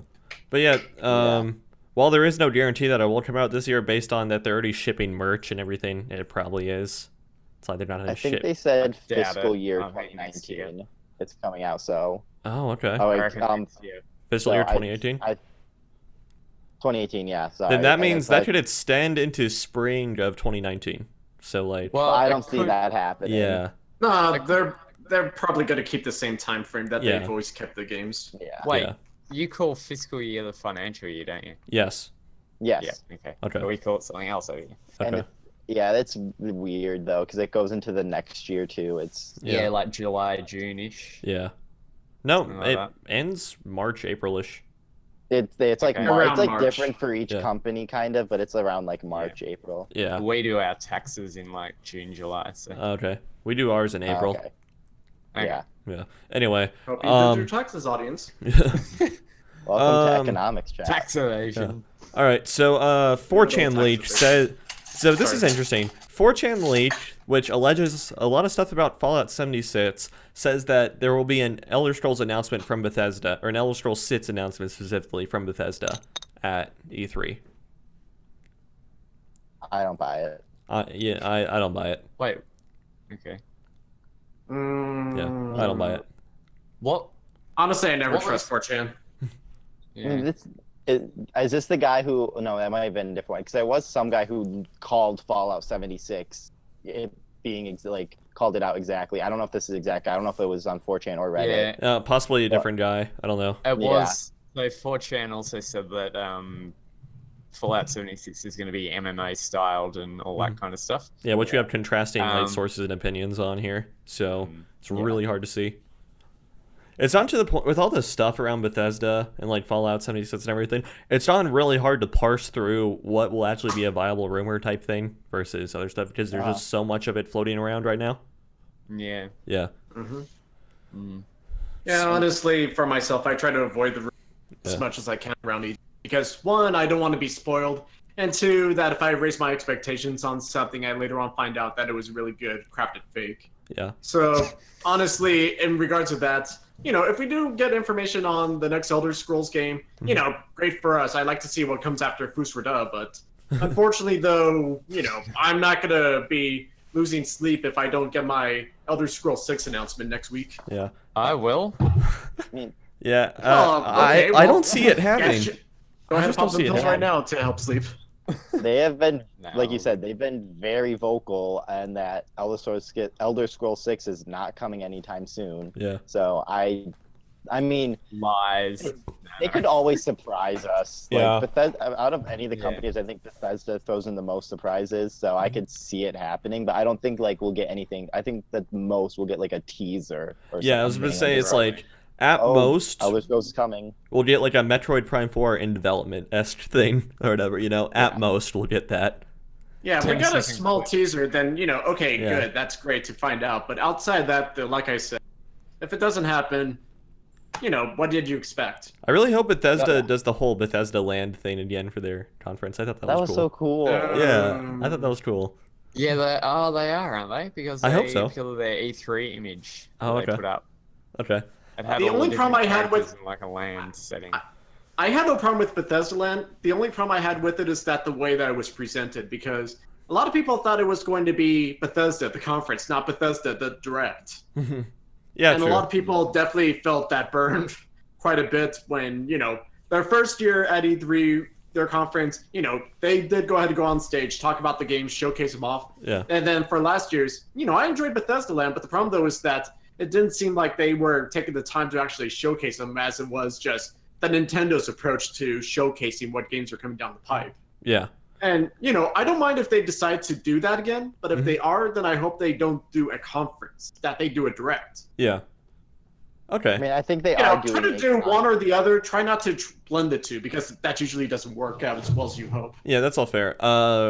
Lit asked in the chat if you guys heard the game Ghost of Tsushima relating back to the Assassin's Creed in China discussion. Yes, I have. It looks very good. I plan on picking it up at some point, actually. Yeah, I mean, we don't really know a lot about it except that it's in Japan, and I mean, Sucker Punch. Yeah, Sucker Punch finally out of the depths, and I mean, we're gonna find out about it at E3. Like, all we got was that one trailer at PSX, I think. Yeah, And so I'm hopeful for it, but until we get more details on it, I'm not going to get about then just, it's coming. Neat. Yeah, we only know like the developers and the setting, which I mean, I'm both on board with. So Yeah. as of right now, I'm on board with it. No, Sucker Punch has proven themselves, so count me interested. Yes, I am super down for it. All right, last little bit of rumor mill here. Oh, and this doesn't come from 4chan. This is a source on VG247. Bloodborne 2 and Horizon Zero Dawn 2 allegedly slated for Sony's E3. The biggest thing I have to contrast this is Sony has said that they only want to focus on few already announced games. Yeah, it's like 4 already announced titles at E3. So Well, I mean, mind you, we still need to get to Days Gone still, but, besides that, I guess. Yeah, unless they do a little bit of a teaser type thing for it. Well, I mean, okay, it would be appropriate to have a teaser for Horizon Zero Dawn 2, but I mean, Horizon Zero Dawn is not that old of a game. This is really soon. It just came out last year. Yeah, it's like this is March 2017. Yeah. That this game Well, came no, out. it's just that I posted the idea a while back ago about the idea of us getting some information on God of War DLC, because it kind of feels like that, like how Horizon got their Frozen Lands DLC from last year, teased at E3. Or Yeah. not teased at E3, but shown at E3. That we would possibly go to get a God of War DLC that would open up one of the realms. And honestly, I would put that down as one of my guesses or predictions for E3 myself, whether or not if that happens or not. But the problem, though, is that in regards of Horizon Zero Dawn 2, that feels way too soon. Yeah, that's in all like honesty. I I think believe Bloodborne 2. I believe that we will probably see something for that, but for Horizon Zero Dawn 2, no. the thing is like, what would exactly be appropriate to see a Bloodborne 2? I look at it like this, right? Is because, so unless Sony goes against their previous statement and does a deep dive of Bloodborne 2 or whatever, it's me, one, awkward to fit into the conference unless they do a deep dive, because if we get another teaser for it, I don't think that's very appropriate considering what we got. Well, again, I'm not much of a fan of the Sony conferences, because really, if you sum up Sony conferences sometimes, that's kind of what they do, and that kind of gets under my skin sometimes. Mm-hmm. And if they were to do something like that, no. Trust me, if you were to put me on a show after the Sony conference, I probably may have a lot of choice words to say if All they right. do something like that. All right. Thanks for stopping by, Lit. Hope to see you next time. Aw, Yeah. bye. Anyway, later. Yeah, it's like I don't know.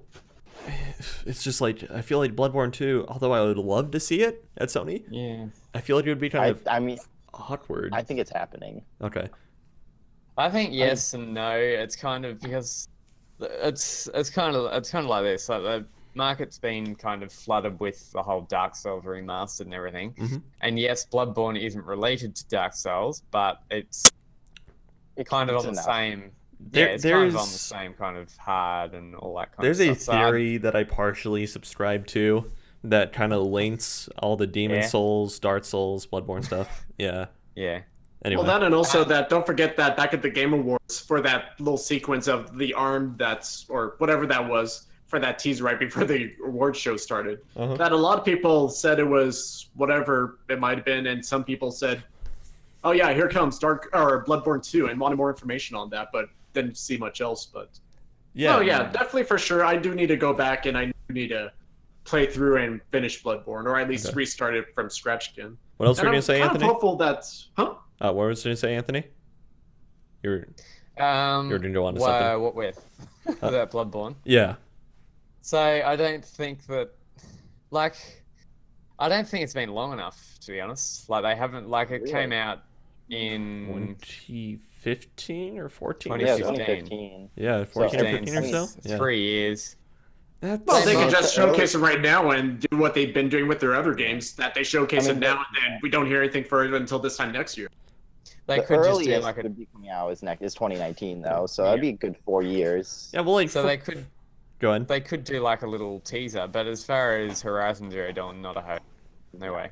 Well, yeah, but I mean, From Software does have the capacity, and by extension, Bandai Namco does have the capability to develop two things at once. We saw that with Bloodborne and Dark Souls 3, actually. They were in development at the same time as each other. Maybe say something I don't like what I'm saying, but technically, From Software doesn't even have to make Dark Souls, Bloodborne 2, because Sony does own the IP. I don't see a world where From Software is not the developer of the game, but in theory, they don't have to be the ones to develop it. Well, okay, so that's a good point you bring up, but the specific trailer, the trailer that we allegedly got, the whole Shadows Die Twice thing, that was specifically showcased by From Software. But I mean, but we technically really don't know if that is. Yeah, exactly. A lot of people have tried to analyze the characters and the background seen in that trailer and everything. It's a really old form of Japanese that no one really knows. Yeah, it's I think that's what came out of it, and I guess there are some similar lettering. There was some similar enough lettering stuff and whatnot, to match. I think Hunter Drummond's, or it's Drummond's scythe or whatever he uses in Bloodborne, I think, and it's there were some matches drawn there, so.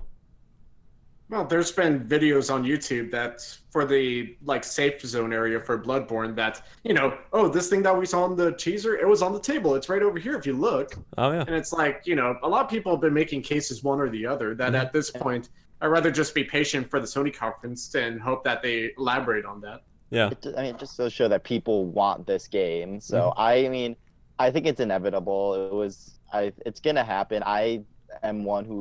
I've been someone who has been has been kind of calling it for E3. Horizon Zero Dawn, like we said, no way. It's too soon. I'm sure it's there's no way Horizon Zero Dawn 2 is happening. There's no doubt that it's not there's no doubt that's not gonna happen. But they're not even close enough. I'm sure they're not even close enough to even have anything to show. I would say at most expect a little in development type thing. Oh God, is this gonna become the norm now? That's what usually happens in Sony conferences, so I'm expecting that to happen. Yeah. I mean, all the games that they've been talking about for years now are either released or have been released, are either going to be released. So they gotta find new games to show out. Make you look God forward of War to. can only cover you for so long. Yep. And Spider-Man. And Spider-Man. Spider-Man, yeah. Oh man. And we Spider-Man just got Detroit. Yep. Detroit. So it's Detroit. The big games we're looking for at Sony, at least the two big games, is gonna be Death Stranding and Last of Us Part 2. Yeah. Those are the 2 games we're really going to be looking at. I feel like that we're just going to get a nice teaser for The Last of Us Part 2. We're not going to get anything until this time next year. Yeah. Well, they actually said that that's going to be the game they're focusing on the most. They pretty much laid out the whole conference. They're focusing on 4 games, and it's like Last of Us, Ghost of Tsushima, Death Stranding, and Spider-Man. Those are the 4 main games, and I'm pretty sure they said Last of Us is going to be the main event of the conference. So what happened to Days Gone? I mean, that had a Game Informer cover story. And there might not be enough to really. So it's they want to spend 20 some odd minutes on each of these games. There might not be a solid 20 minutes to show off from the game that they really feel confident about. They'll probably just do a bit of a, this is what we've got so far. Wait till next year kind of thing. If you're on, it'll be out next year, but they're going to be spending 15 or so minutes on the other games. Yeah. If you're on stage showcasing a game that's still in any given stage of development, 20 minutes is a really long time. Yeah. A lot of people gave up a lot of expectations of Battlefront 2 after it was showcased for a good 30-40 minutes last year by EA. I mean, that was boring as hell, though. If they do 15 minutes each per game, then that's an hour. I feel 10 minutes would be more than enough, though. I mean, if they won't showcase more, that's fine. But I kind of feel that if you start to drag it on for too long, that you're going to be having people looking at their watch asking, okay, well, when is this going to end? Yeah, okay. Like they were kind of doing during the PSX conference. Well, Microsoft's going to be having an hour and a half conference, apparently. Oh, yeah, but then how many games are they going to showcase? We don't know that one yet. Probably none. Honestly, none. Microsoft doesn't make games anymore. That one. Yeah. All right. Call me over it on that one. All right, let's get into some of the community questions here. Be nice, please. So, Sai, go ahead and asked us, what leaked or announced game are you looking forward to the most? Elder Scrolls. Not leaked. For me, this answer is easy. Death Stranding, all the way, baby. Oh, yeah. Wait, what about Ace Combat? Well, I mean, who's doing Ace Combat? Huh? Isn't it Sony? Isn't Sony doing They're Ace not going Combat? to they're not going to show it off at E3 again. There's no way. Oh, darn. It's you may be underestimating Sony there, friend. Well, maybe they will, but they already. Ace Combat never really shows at E3 though. They usually do it at a different conference, the big. For the Tokyo Game Show. Yeah, exactly, or at Tokyo GDC. Game Show love their Ace Combats. Yeah, or at GDC. True. So we never really see Ace Combat at it, and it's yeah. And the reason why I do skip over Ace Combat 7 was because it was already supposed to be out in April, but yeah, so it's I'm kind of looking forward ahead a little bit, and it's super hyped for Death Stranding. Honestly, super hyped for Death Stranding. Yeah. So that's the answer for me. I'm excited to finally see gameplay of that. Yeah. Okay. Mike, what's your answer? Honestly, I don't really know what to look forward to for the leak list because I always look at the supposed leak list. Like I said before, I see a leak list, and more times than not, I'm just snarking at it at best because I feel like that, this is a very nice wish list. Can't wait to be disappointed. Yeah. But because, I think somewhere on that leak list, there was something mentioned about Borderlands 3. And then it wasn't not too long ago that Gearbox or whatever went ahead to say, quote unquote, don't expect much. Mm-hmm. So it's okay, well, I guess that one just came and gone. Yeah. We know that game exists. They just haven't actually. It's it hasn't been actually confirmed yet. Mm-hmm. They're apparently doing a remaster for the PS4 and Xbox One of Borderlands 1 and 2. Isn't that the Handsome Collection? No. The Handsome Collection's 2 and the Australian Pre-sequel. movie. Yeah, pre-sequel. So... But oh no, it was made by the Australian group though, so that was fun. Yeah. But honestly, I don't know what to look forward to in regards of the leak list, mainly because one, I don't want to get my expectations up thinking that it's going to happen, but then it's not. And two, I kind of feel like that, there's a lot of nice stuff that was showcased.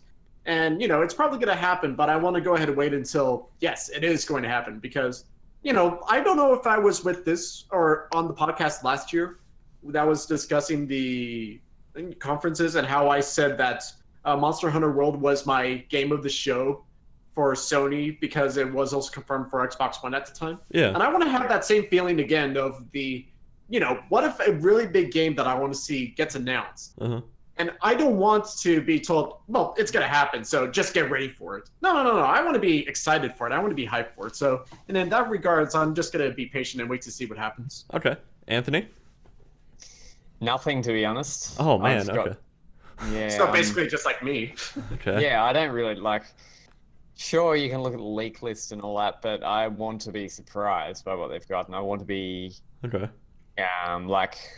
kind of in your seat watching, and it's like, oh yeah, come on, what are they going to do? So it's nothing. I would prefer to wait until we see what happens. Okay. Yeah. Aidan? Well, I'm going to give a very on-brand answer and say I have 2 games. All right. Kingdom Hearts 3. Cover for the ones we didn't have. And because I've gone on about my love of Kingdom Hearts, I still can't believe this game we're getting a release date this month. Materializing.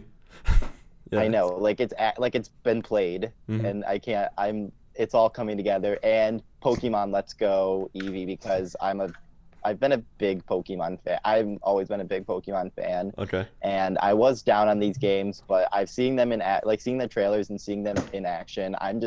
They look like Pokemon just is one of the most fun, just like a joy of a game to play. So I'm excited, and I want to have a little Eevee sit on my head the whole time. Yes. I've already said I am super duper on board with Death Stranding. So excited for that game. So excited. I just want to see it in action at this point. You could only show us so much before it's like, let's see something now. Let's see the gameplay, please. Oh, please, Kojima. Honestly, I would just be fine if they just keep releasing those weird short movies. I it's love like it so much. Yeah, just like let's piece together everything. All right. You can only see so much of the short movies. Though, I mean, mind you, they're still fun to watch, but yeah, no, at this point, I'm kind of in that camp of these are fun, but please show us just a touch of gameplay, even if it's like 10 seconds of some guy getting jumped. Yeah, that'd be fun. Nice. That would be nice. That'd be something. Mm-hmm. All right, and then our other question comes from a dude named Paladin Dance in our community Discord server. You talked about E3 Elder Scrolls possibility. We already did. That was covered by topic above. Thanks for the question, though. Anyway, Dance. All right, so final thing before we get into the wrap up of the show. What have you guys been playing this past week, Mike? It's been kind of mixed around for the most part. Okay. I mean, I've already mentioned Monster Hunter World, but that's been kind of the game that I've been focusing on as of late. I've been very excited with the new monster. I can't pronounce the name, Lunanestra, but it's basically like a super powerful monster that, people complaining about that there's no end game in Monster Hunter World, and now we just have this brand new monster that just basically, slaps everyone across the face with the difficulty. Yeah. And then alongside with that, I've been wrapping up the Overwatch Anniversary Collection, just collecting the last of those things, the costumes, and those have been fun. And I do admit that it's been between Monster Hunter World and Overwatch that I've been coming up with a few fun little ideas or stories for my editorials. And, if you guys ever want me to write about something else, feel free to mention it, whether, Bossman or you guys who go ahead and read through the stories. But, for the most part, though, yeah, that's been keeping my attention for the last couple of weeks or months now, while I go ahead and wait for more games to either get announced here pretty quick so that there would be other stuff to talk about. Awesome. Anthony? I've been playing a bit of 2011 Need for Speed Hot Pursuit. Nice. Some of that.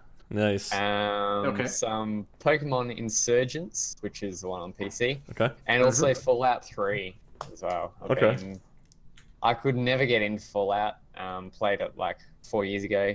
Played Fallout 3 and New Vegas, and even Fallout 4 most recently. Couldn't get into it, but now I've gotten into Fallout 3, so that's a bit of something. Okay. Gotta get ready for 76. Yeah. Hopefully. Wow. If it's online, I won't be playing it. All right, we'll see. Aidan. Probably. See how we go. Well, I just beat Kingdom Hearts 2 in my quest to play all the Kingdom Hearts games and leading up to 3. Awesome. So I beat that, and as of I literally just started playing Detroit. I got it maybe a half hour ago. An hour. I don't even know what time is. Did you say I got fish? it right before. I haven't really played it enough to really say. I don't really want to say anything about it because I haven't played enough of it, and I don't want to spoil anything. So I will just say I'm a big Quantic Dream fan, so I am very excited to play it. Okay. All right, this past week for me, I've been having a ton of fun with PUBG, actually. Trying to play that a little bit. I've No, honestly, been having a ton of fun playing some PUBG. Well, we discussed it earlier. You said that you liked PUBG more than Fortnite, so that's understandable. Yeah, but yeah, it's like I've gone into playing it a little bit more heavily than I did, but yeah, it's kind of fun. Getting back into CS a little bit more with some friends. That's been fun. Counter-Strike, that is, for people not up on their acronym game. And a little bit of Fallout 3 as well, actually, I have to say. Yeah. Nice. Yeah, I got it working on Windows 10, got some mods installed. It's fun. Just trying to getting it back in the Fallout mood. All right. You know what I'm actually most looking forward to? The Sonic movie. Oh God. Yes, Nope, sir. Nope. I will shove this into my camera and get you on the other Can we side. just like collectively like does the power of 3 of us, does that give us enough power to fire you? I mean, we're not a publicly traded company, so no. Hey, what? Well, we are. Over Mutiny! We're not a publicly traded company, so no, we can't. All right. Anyway, I'm sure some of you who know business will get that joke. Yeah. I got it. Okay. We all got it. I Okay. understood that reference. Okay, sweet. I'll take for 4 for 4 here. So Anthony, save the people some money. Well, we don't have much this week, actually. I was having trouble for even finding some Switch stuff, that is. But I ended up getting there after all. So starting off with the PS4 in the US as usual. We have a PS4 1TB console plus Star Wars Battlefront 2 bundle at Best Buy for at Walmart for $375. We also have a PS4 Slim 500 gig console black at Amazon for $270. I can't read today for some reason. And we have a PS4 Slim 500 gig console plus plus 2 Call of Duty games, which is Infinite Warfare and also Modern Warfare Remastered for $300 at Amazon as well. For the Xbox One, we have a 1TB Xbox One S starter bundle with comes with like 3 games and also the 3 months Xbox Live Gold and also a month's Xbox Live Game Pass for $299 at Best Buy. And we have an Xbox One X 1TB console with NBA 2K and State of Decay 2 at GameStop for $499. And also an Xbox One S 1TB console plus PUBG at Newegg for $287. For the Switch, we have a Nintendo Labo customization set, which is the robot kit, and that's a grey console at Newegg for $399. Have anyone used that or played it at all? Nope, it's on the to-do list though. Pull out the thing? I got the piano right over here. It's on the to-do list. Yeah, it's in your to-do list. Yeah. Just pick up a Labo. Yeah. I'll be right back. No. And this one is absolutely massively expensive, but it comes with quite a bit of stuff. I'll wait for Mike to get back. Why not? I want to see it. Ooh. It's like we got a live demonstration of the Labo piano. Was that a motorcycle? What the? Hold it up a little bit more. What an interesting piano. Oh, yeah. No, it's right here. Yeah. No, I've been playing around with the Labo. I was thinking about using it for the library, and it's been very interesting to actually put these together. I'm actually thinking of grabbing the robot key myself. Did the keys move? Oh, no, yeah, no, these keys really do move. Whoa, okay. Cool. And it took like 2-3 hours to actually put this together. All right, so how cheap is the cardboard?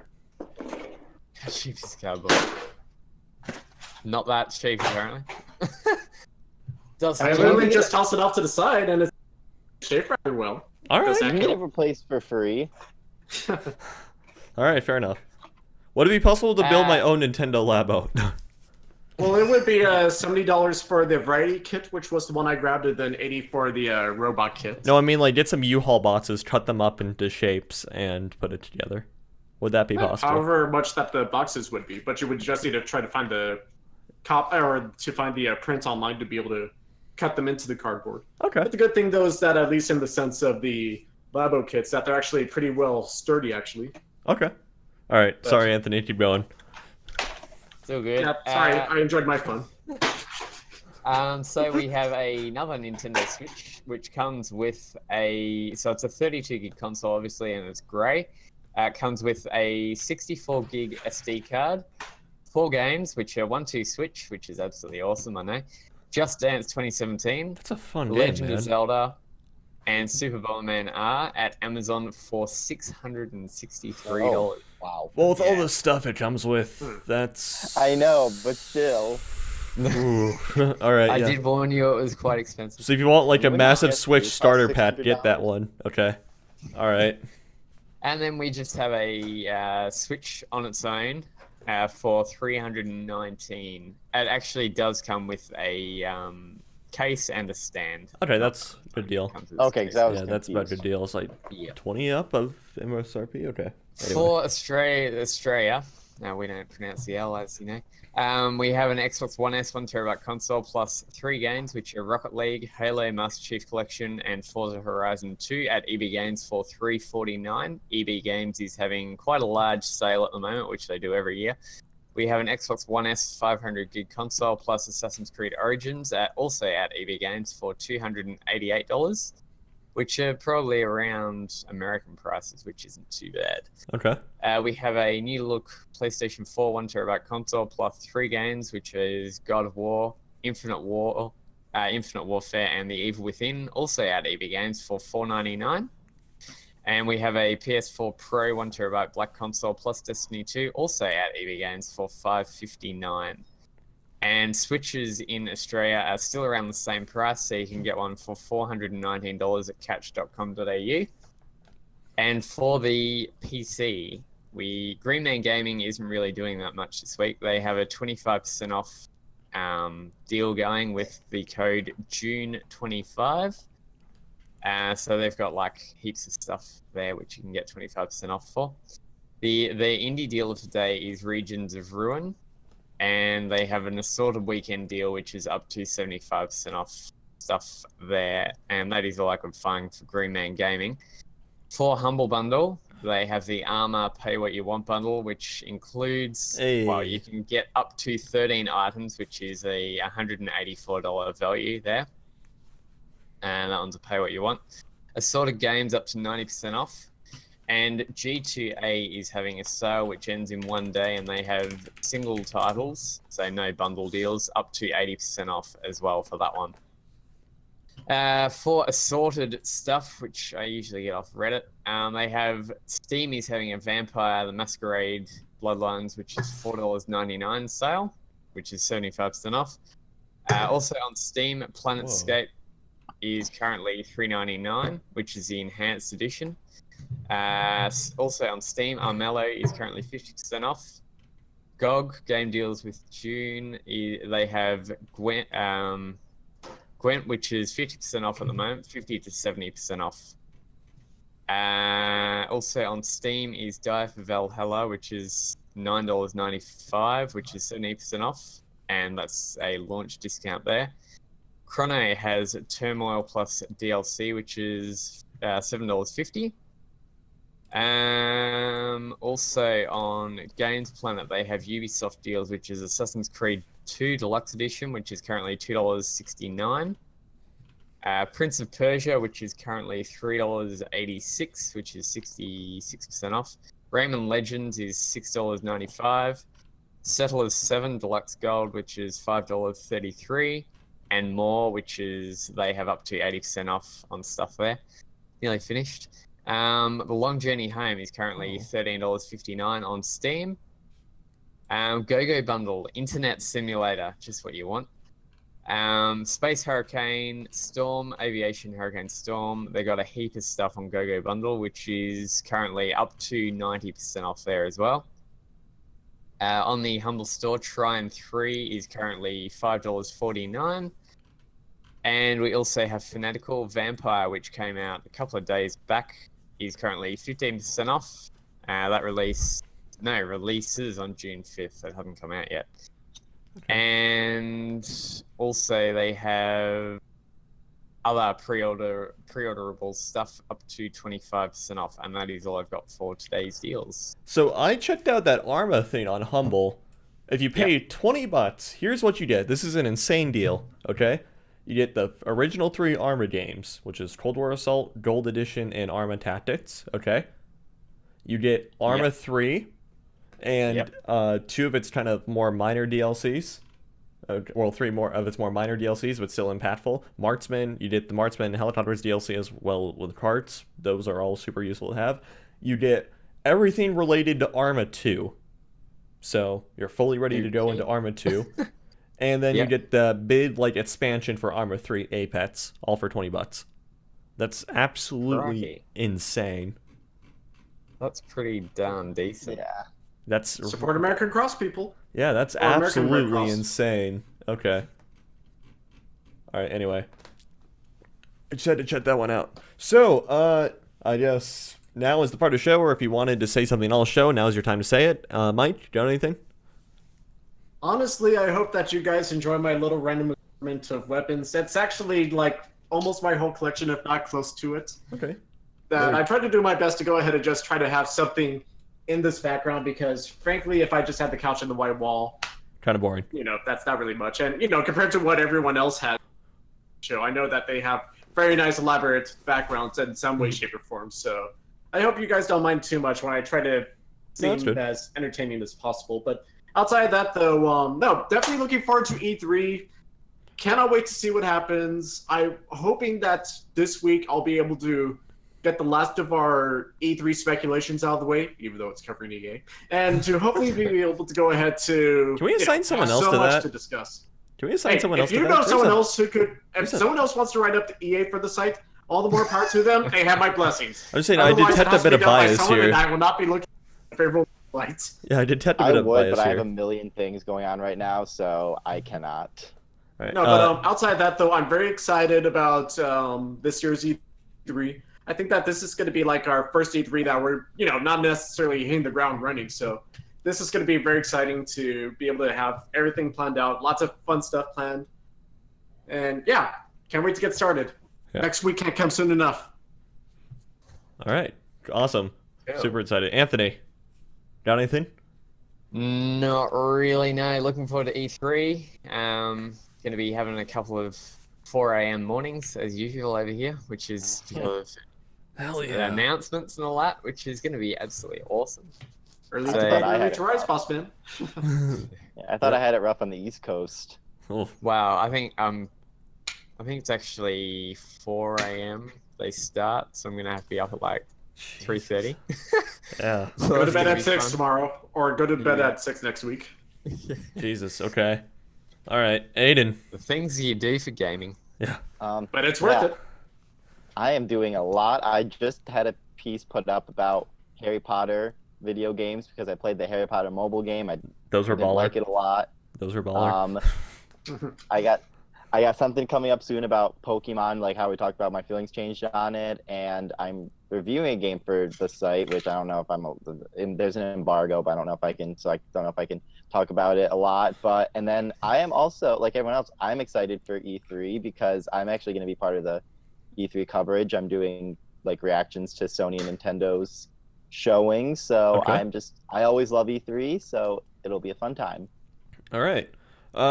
So because G-Man Films did the Total Biscuit lol chat or emote in the chat, this reminded me of something, and I want to bring this up, or I should put this in the beginning of the show, but whatever. All right, so as we covered last week, rest in peace, Total Biscuit. You will be missed. But anyway, the Memorial Co-optional podcast was on Tuesday, okay, where his wife Jenna went on with Jesse Kotz, Krendor, and Dodger on the podcast, and they had a little kind of memorial podcast for him. That was cute to see. But anyway, tweet yesterday from Jenna. So Total Biscuit got cremated, and his ashes were placed in a StarCraft II trophy. And so it's this is really cool because TB and his wife Jenna, they ran a StarCraft II team for a while called Axiom Esports, and the entire goal was to provide like sponsorship and kind of like a platform for like kind of new and upcoming players that maybe haven't been quite signed to a team yet, provide them like travel support and stuff like that. So that's what Axiom Esports did. They were around 2013, 2014-ish. In 2013, one of their players actually won one of the tournaments that they sent him to, and so he let them keep the trophy as a gesture of goodwill, and yeah, that's been one of his most prized possessions. And so his ashes, as per his request, his ashes are placed inside the trophy, resting. So, yeah. Yeah. He's gonna be. I mean, he's gonna be missed. I know it goes without saying, but he definitely is gonna be missed. Yeah. Yeah, so a tear to my eye, actually. Yeah. All right. So on that, it's not so cheesy, but still, it's like, oh. Yeah. If you knew what he did with the StarCraft community, it's like, wow, that's. Yeah. He really loved that game. All right. So on that really sad note, I think it's about time to end it. I hear you on that. No, just kidding. It's been like almost 2 hours. Yeah, there was going to be an after show, but we've given you guys enough content. So here's how it's going to work. For those of you who are around for like the first after show or whatever, if the main podcast segment, so this whole thing only goes for like an hour and 10 minutes or so, we'll do an after show just because it's easier to have a lot more free discussion and that sort of format. We've done like a solid 2 hours here. So yeah, thank you guys for watching, and we will see you all next week.